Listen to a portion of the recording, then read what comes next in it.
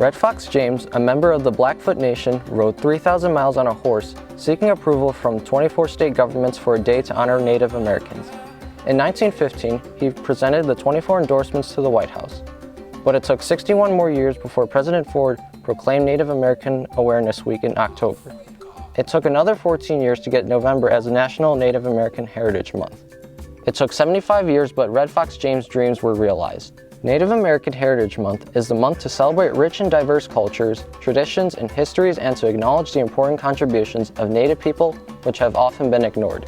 There is much to celebrate, as for the first time in more than 230 years, a Native American, an Alaska Native, and a Native Hawaiian are all members of the House of Representatives. In total, there are 6 Indigenous Americans fully representing the Indigenous people for the first time.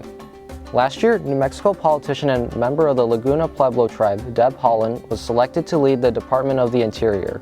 The agency manages over 500 million acres of public land, much of which was seized from the Indigenous people. She also oversees the Bureau of Indian Affairs, which services almost 2 million American Indians and Alaskan Natives. Though these are historical moments which Red Fox James would be proud of, they come at the same time the United States is wrestling with the past injustices of the Native American boarding schools. The Interior Department identified more than 400 Native American boarding schools that assimilated and often abused Indigenous children as late as the 1960s. This means, living today, there are still survivors of these schools. To date, they have uncovered more than 500 deaths in marked and unmarked graves on school sites.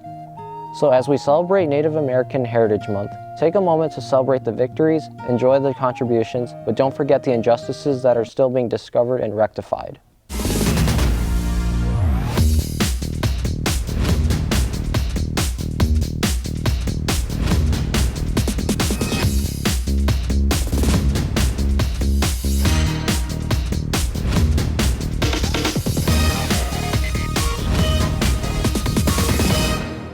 Thank you, Vets. Thank you, Vets, right? Showing gratitude to those who put their lives on the line. An inside look at the Veterans Parade. Construction 2 students are building more than just a resume. This hands-on experience is helping build a home in the community. Today, 74% of construction firms are facing quality worker shortages. Franklin High School's Construction 2 class is preparing students to help relieve the shortage by creating the next generation of tradespeople by building a new house from the ground up. Here is reporter Avery Umang with the details.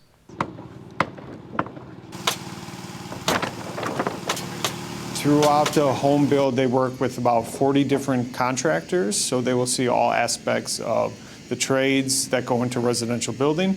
That will really give them the experience. What they learn is really how it works, what it takes to do the job every day. They're out in the field, they're out in the cold. They have the opportunity to build a house from beginning to end. George, yep. Push it that way, right? And you gotta hold it. Push and hold. I took this class to get outside and really just get my hands dirty with all construction has to offer. Plus, I plan on being an electrician in the future, so this is a great experience.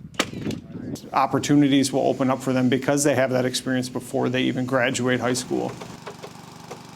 Most important thing, probably teamwork. As cliche as it sounds, I think teamwork is really, like, we wouldn't be able to get this done if it was just one person. We all gotta work as a team to get it done.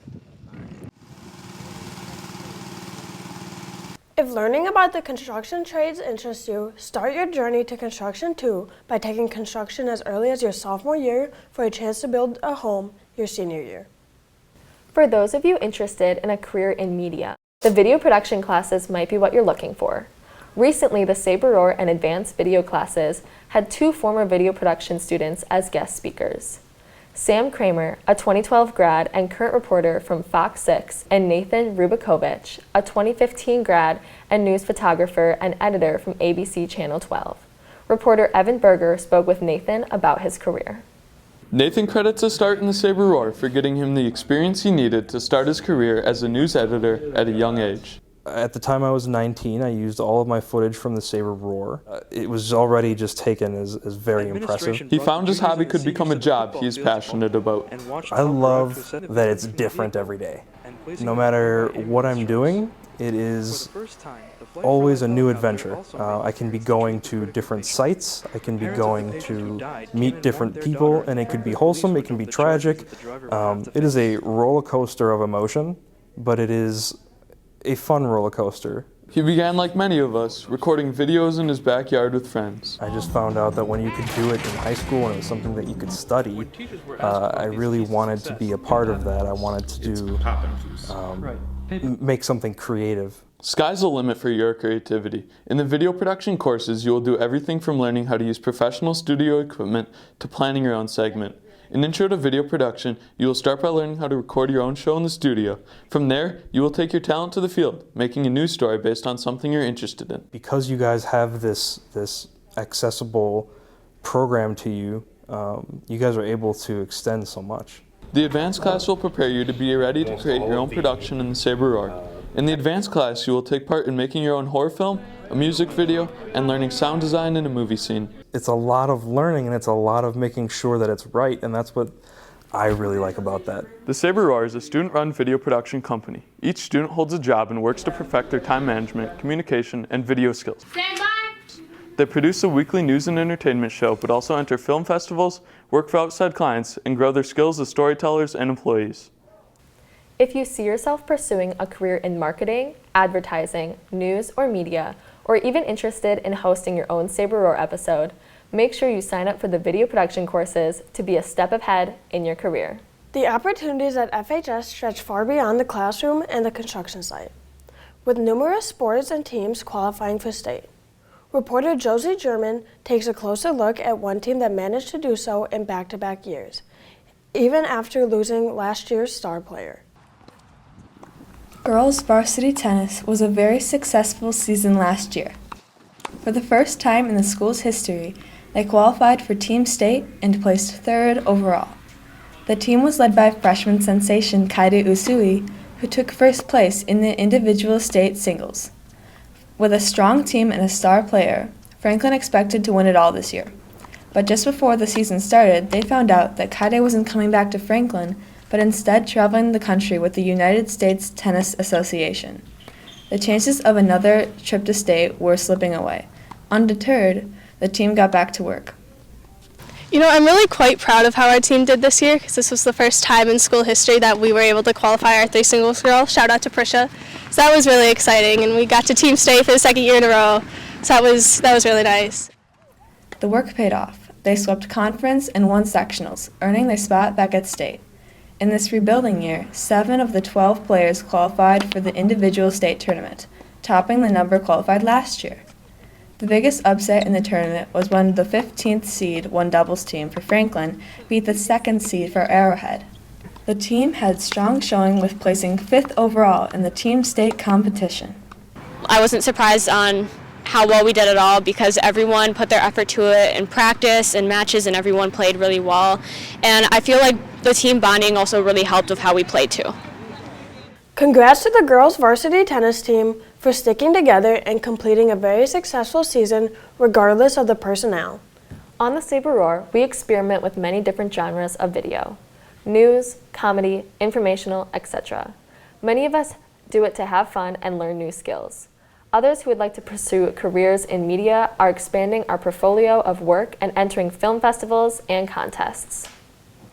The next story is what is called the Nat Sound Package. The story has no reporter voiceover. It is told through the interview and the natural sound of the B-roll. B-roll is all the video footage we record that shows you the story. It was entered into a national contest where the producers Alex Clement, Mason Cha, and Gabriel Troya will get feedback from professionals. All gave some and some gave all. To honor November being National Veterans and Military Families Month last week in Milwaukee, there was a parade showing the community's gratitude for local veterans.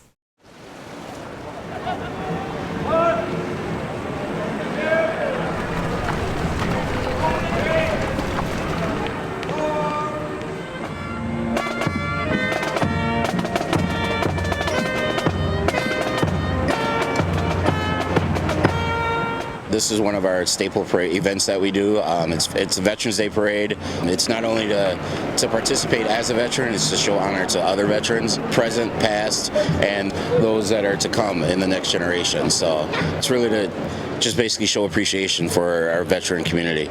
The event this year we held November 5th, 2022. Started on Wisconsin Avenue. Said we always want to open it up to the entire community. We really want everybody's involvement, everybody's engagement, because it is a very important thing from a community perspective.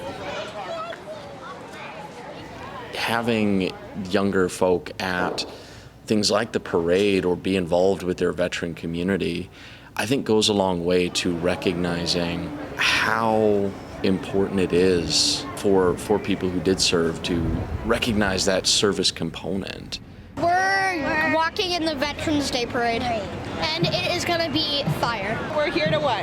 To what? Have fun! And honor our veterans, right? Yeah. For younger people, there's often the question of why did you serve? And it's important to recognize, I think, that they served because they wanted to serve their community. They wanted to serve their family. They wanted to serve their country. It's that sense of brotherhood.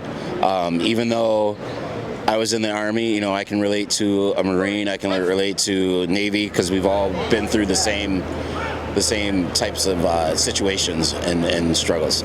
So the Veterans Day Parade was initially canceled back in 2019, I believe it was. The Veterans Chamber picked it up and said we were going to continue to run it as of 2021.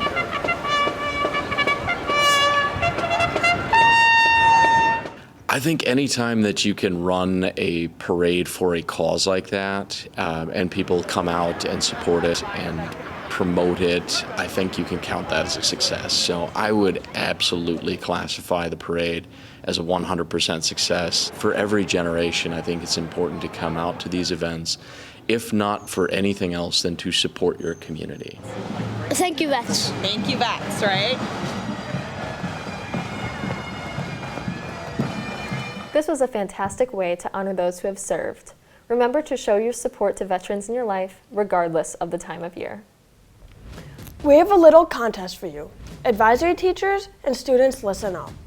The winner will get donuts for their advisory. We taught you that the veteran's story was a Nat Sound package. What other story in today's show was a Nat Sound package? Was it construction 2, video production speaker, or state tennis? The first advisory teacher or student to email the correct answer after 10:30 a.m. to the Saber Roar at franklinsabers.org will win donuts for their advisory. Good luck. That's all the time we have for today. Be sure to subscribe to our YouTube channel and follow us on Twitter @the Saber Roar to stay up to date with all things Saber Roar. We'll see you next week, Sabers.